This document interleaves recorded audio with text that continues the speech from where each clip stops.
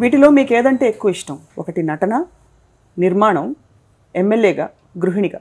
గృహిణిగా అంటే ఇక్కడ సరిగ్గా ఉంటేనే నేను వెళ్ళి ఎమ్మెల్యేగా, ఇంట్లో కష్టంగా ఉండి నేనేమి సరిగ్గా చూసుకోలేకపోతే నన్ను వాళ్ళు హింస పెట్టేస్తారు. అక్కడ ఎమ్మెల్యేగా ఏం చేస్తాను, లేకపోతే ఏం పని చేస్తాను? ఆల్రెడీ గృహిణి అయిపోయాను కాబట్టి గృహిణిగా. ఎస్. మీ కో ఆర్టిస్టులతో మీకు ఎవరితో బాగా కంఫర్టబుల్గా ఉండేది? ఎన్టీఆర్, ఏఎన్ఆర్, మోహన్ బాబు, కృష్ణరాజు, శోభన్ బాబు. శోభన్ బాబు గారు. శోభన్ బాబు గారి పేరు చెప్తా ఆయన అంటే నాగేశ్వరరావు గారు కూడా చాలా ఇదిగా, కానీ నాగేశ్వరరావు గారి మీద జోకులు వేయలేం కదా మనం, కదా. శోభన్ బాబు గారి మీద జోకే సార్. ఆయన జోక్ వేసినా కూడా ఏమనరు, బాగా జోకులు వేస్తుంటాం ఆయన మీద.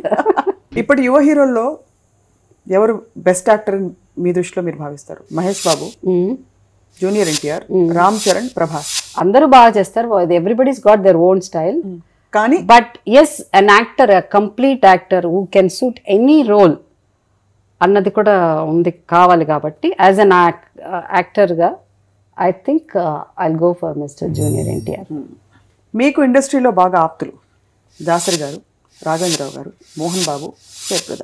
ఇది కష్టమైన వీళ్ళందరూ నాకు బాగా కావాల్సిన వాళ్ళు.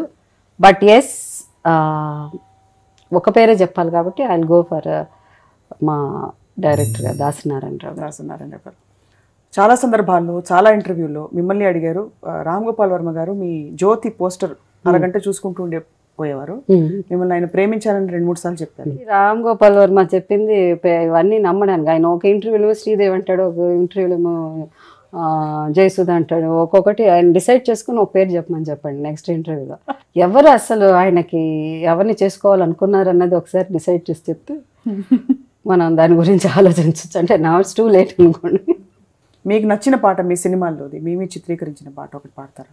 ఆకులు ఆకునై, పువ్వులు పువ్వునై, కొమ్మలు